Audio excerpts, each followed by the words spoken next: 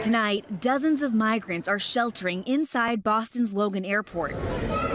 Families, many with young kids, sleeping on blankets, pillows, and benches in the airport's Terminal E.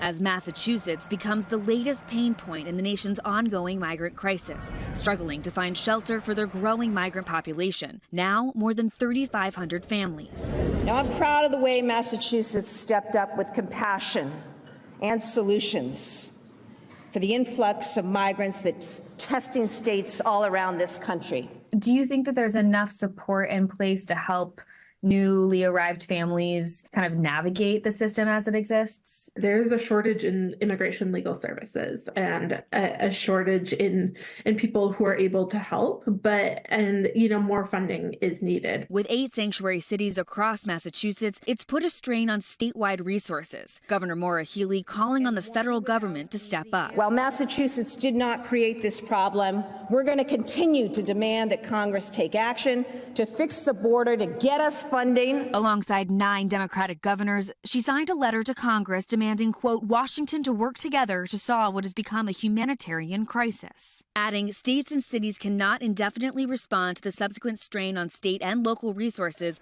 without congressional action. Chicago's O'Hare Airport facing a similar scene. Over 200 migrants still sleeping there as they await their housing placements.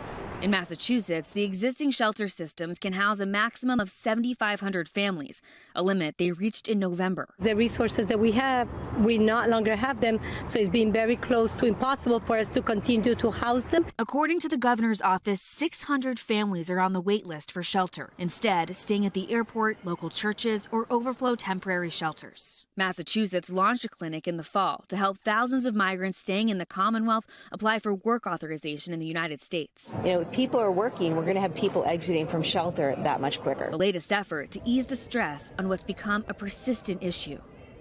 Okay, Maura Barrett joins us now live in studio. I want to go back to those families in Boston. Do we know how they're doing tonight?